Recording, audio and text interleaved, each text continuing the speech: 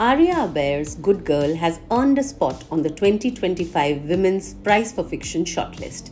In this bold, lyrical novel, she explores identity, exile, and the quiet rebellions of womanhood.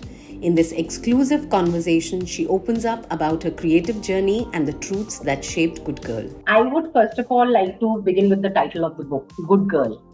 So, while reading the book, I can clearly tell that, Neela is trying to break away from that image of an ideal good girl.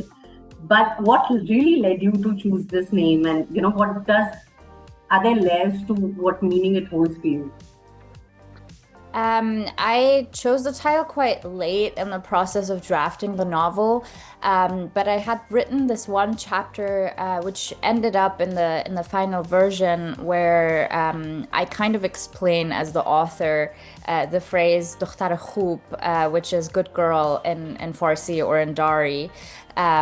Which is a phrase that I grew up with, which is obviously kind of this moral container and a threshold against which daughters in Afghan families have to measure themselves. And I was quite interested in the tension between "دختر خوب," which is good girl, and then "دختر خراب," which is its opposite, which means bad girl, of course. But if you kind of like break down or deconstruct the adjective kharab, it also means broken or ruined, like not just bad.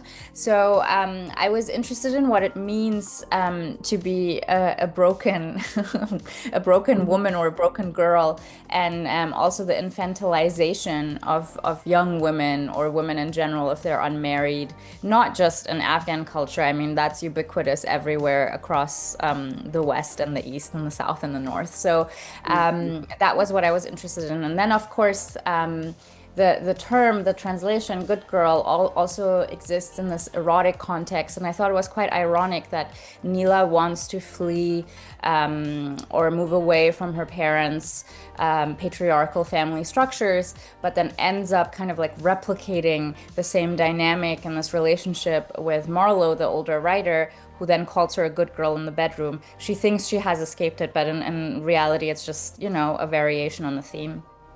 Mm-hmm. And also, the character Neela, she's so layered. Like, she's also very aware and very scared of being seen as a poor girl. And, she's dealing with that cultural identity and the constant, tug of war between how the world sees her and how her family views her. So, what was really your process like while penning down this character, the protagonist, Neela? Thank you for that question. I wanted to write a character who is extreme and who's not passive, but rather active and reactive. Because one trend that I've noticed in contemporary literature is that a lot of the women, especially if they're from a more educated background, tend to be very repressed and passive. And I thought it would be a fascinating exercise to write a female character who is not that, but rather so active that it becomes almost detrimental to her health, mentally and physically, actually both.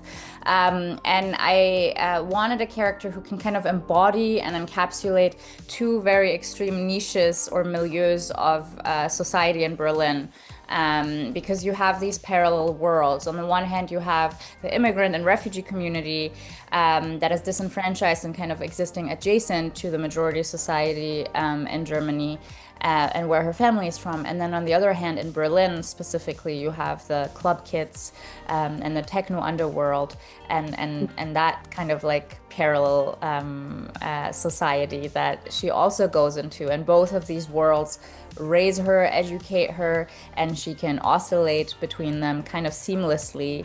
Of course, she's wearing a mask and is ashamed of who she is, but at the same time, she does fit in and can provide observations easily. And it was important to me to make the character young because first of all, I love the genre of the Bildungsroman. I think it's the most universal time in everyone's lives when they experience this kind of like inevitable change. And I love illuminating that as a writer. But I also thought I wanted to like write about these two worlds without too much cynicism or judgment, which is why, like a young person is more curious and can metabolize it easier. Yeah. Yeah. And whoever has read this book and your poems know that the Kafka, sense and that influence in your writing. So, what exactly, you would say that has Kafka influenced your work, both as a poet and, now as a novelist? I think I'm just really interested in Kafka as a minor writer. Because he wrote in German, even though it wasn't necessarily his first language, and he was an outsider in German. He was a Czech Jew living in Prague at the beginning of the century, the 20th century. He came from quite a traditional family, and he also lived actually kind of similar to Nila and probably similar to me between two cultural worlds, even though it was like 100 years before I lived, like he kind of experienced the boom of a European city or a European country while still grappling with the mysticism, with the religion, with the symbols and cultural traditions of his Jewish family that came from the century before that. And I think I kind of like related to that element of his life. I really loved his letters. Like I read Letters to Milena, which is just a collection of letters he wrote to one of his lovers quite young, because I picked it up in a German bookstore and I carried it around with me. And I probably didn't quite understand the political repercussions of their romantic friendship. They never actually were in a relationship. Milena was married and she was a political activist and died in the Holocaust. But I think I was just, there is something about Kafka that is so dark and emotionally intense that I think really speaks to a lot of young people, especially in his diaries and in his letters. But then when you read his actual work, it's so composed and almost drained of emotion, and the absurdism and the kind of like irony of repression or the impossibility of escaping your fate without something supernatural happening. I think I was just really drawn to that. I don't write in that way, but I think the emotional core of what he is representing in his work and writing through, I can really relate to. That's quite interesting what you said, So, something that, as someone who's lived between cultures, what has being an immigrant taught you about human psyche, especially in how we carry ourselves and shed our origins and, try to blend in the world we are living in?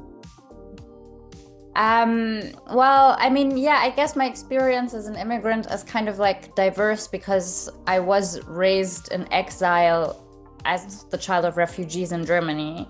And then I became a voluntary immigrant. I moved to England and then lived there for 5 years. And then now I'm living in the US.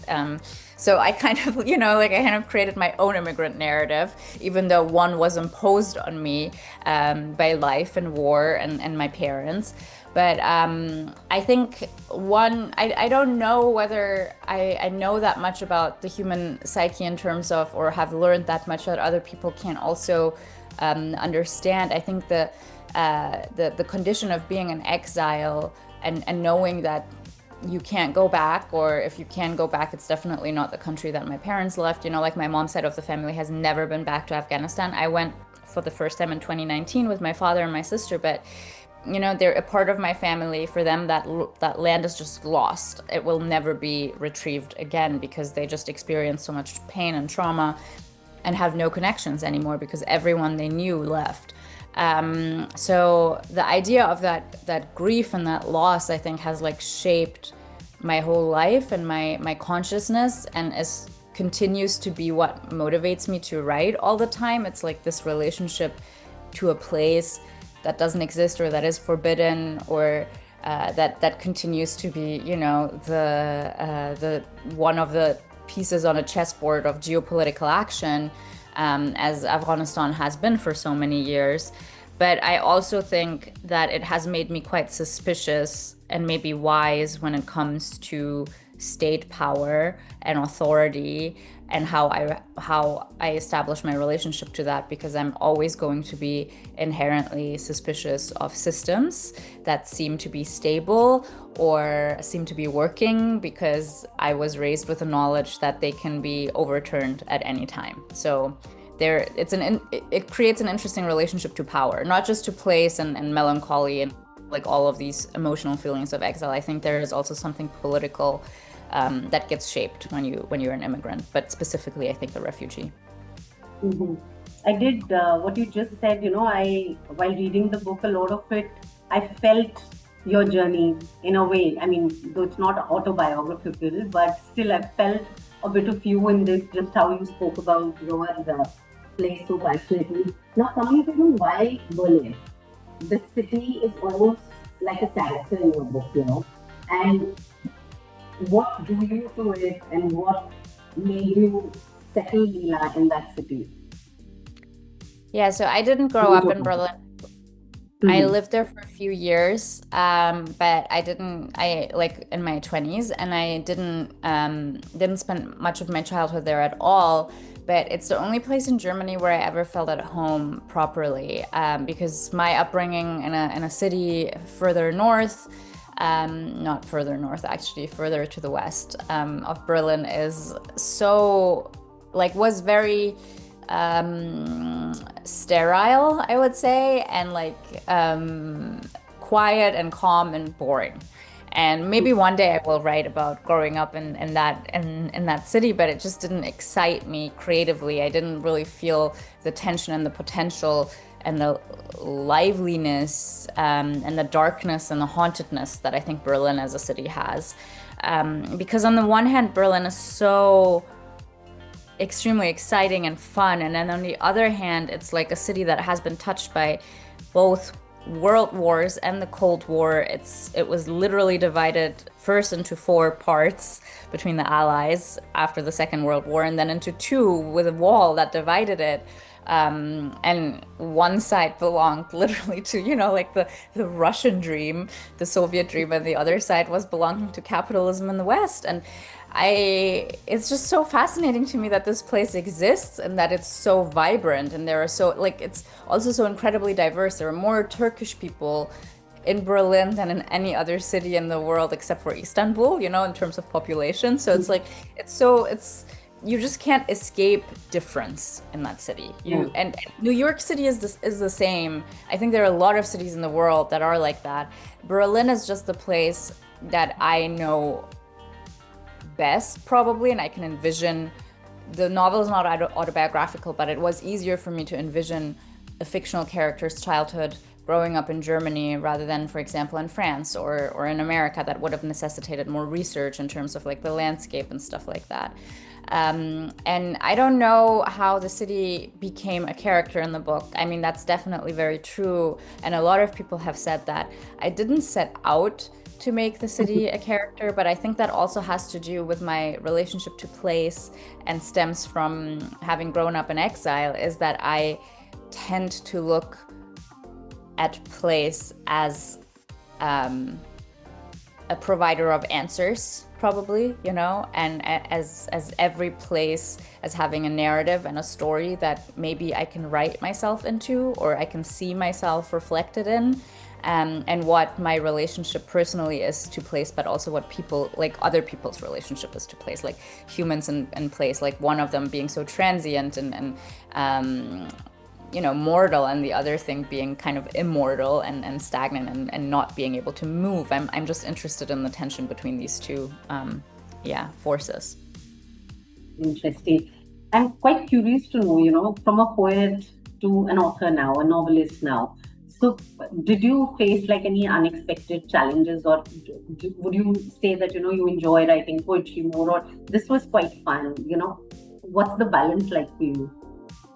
That is such a great question. Thank you. I think I enjoy both equally. They're very different. Writing a novel was much more difficult than writing my poetry collection, but maybe I also think that because I don't quite remember what it felt like to finish the poetry collection. Like there is this amnesia that sets in after I finish writing a piece. And I think what was difficult with fiction is the fact that I had not been trained as a fiction writer in the same way that I studied poetry. You know, like I did my MFA in poetry, I did a couple of fellowships in poetry, I've been teaching poetry for a long time. So I'm very well versed in the craft of that genre. Whereas with fiction, I had never attended a fiction workshop, so I didn't have a first reader until I sent it to my agent because I'm very guarded, very private with my drafts. I don't like feedback. I think because I'm too insecure, you know? But with poetry, I don't have a problem anymore because I was in workshops for so long that now it doesn't hurt me when someone critiques my poems. But with fiction, it's a little harder. So I think I'm a little bit precious about my fiction, especially in the process of creating it. But yeah, I feel like it occupies a different place in my brain when I write fiction, just because linearity is so much more tedious to establish, but also a little bit easier than the associative, lyric, and fragmentary logic of poetry, you know? Yeah. About this book, what has been the most touching, like something, a book review, or, from any feedback that you've received from a reader that really touched you, that stayed with you? I think I've loved so many parts of different reviews, like especially when some of them point out something that I haven't quite seen myself yet. I get really, really beautiful like letters or emails from some readers who see themselves reflected in it. A lot of Iranian girls, interestingly, who live in the diaspora, more even than like people who come from an Afghan background, which I love that. I feel like I relate to that because there is like such a feminist rage inherent in the book, and Iranian women, especially with the more recent political history, very much relate to that. So the anger, I think, connects to that. And then, but also, I have a friend, and actually, she's more of like a favorite writer whom I admire more than a friend. She's Palestinian. Her name is Yasmin Zaher, and she wrote the novel The Coin. And she saw something about the ending of the book and the name of Nila that I had never seen before. And that really completely, I don't know, blew my mind open. And I thought that was so fascinating. Basically, on the last page of the book, Nila is meditating on her name, and it's like not actually Nila, it's Nilab. And my friend Yasmin Zaher said that in the Semitic languages, so in Hebrew and Arabic, Ab is also the word for father, and to her it was kind of like a novel about a girl's relationship to her father, and that is like encapsulated in that very end in her name. And I thought, oh wow, that's actually, I mean, I get goosebumps just talking about that, you know? Like sometimes you do things in the language that you're not aware of and that you had never intended, but that makes so much sense. And that's the magic of writing in general, you know? Yeah. That's beautiful. You named one of your friends, but otherwise, who are your favorite authors that you turn to again and again? The ones that you feel, they've helped you, shaped you as a writer, or challenged you as a writer? So yeah, definitely The Coin by Yasmin Zaher. I read it after my novel was already done, but I'm obsessed with that book. I wish I could write like that. My novel would probably be like 1,000 pages shorter if I had read it beforehand because she's so crisp and concise. And it's just a really fun read too. You can read it in a day. And then I loved Enter Ghost by Isabella Hamad. I really love the poetry of Solmaz Sharif. She's an Iranian American writer. I return to her often when I don't know what to write.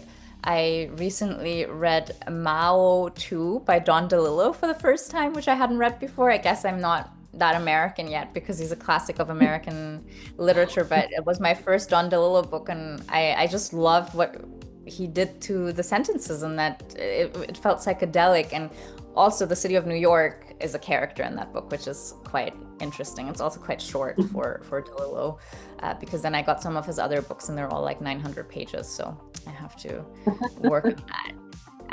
And then I also, I mean, I'm saying this because I'm speaking to you right now, but like Arundhati Roy is also like an incredible writer and like God of Small Things. I think like as a young person, when I read that, I think it gave me permission to like write, you know, because she spends so much time deriving information of details, you know, and like out of details and like building a world. And I don't know. And the characters, of course, they're like magical. I mean, that's a perfect novel, which I think the world needed. So yeah. But those, the first three definitely. And then Arundhati Roy when I was younger, and then Flaubert, Anna Karenina is probably my favorite novel. But yeah, it could go on forever. I don't know. There are many writers. So before we end this conversation, I want to ask, you know, there are many aspiring writers who have stories living inside them and they don't really know how to start writing, where to begin, how to start. Would you like to tell them, you know, what has been your learning? That's a really good question, and I don't think it ever gets easier. The problem of where to start. You just have to do it. You just have to sit down and write through the problem. There are some writers who can write with an outline. I call them top-down writers, you know, like they set out a structure and they know that they're like, okay, this is what happens in chapter 1. These are my characters, this is my cast. Maybe it helps you. When I do that, it blocks me actually. So I'm a bottom-up writer, you know, I just have to sit down and start writing and see where the language takes me. And that's a very chaotic process.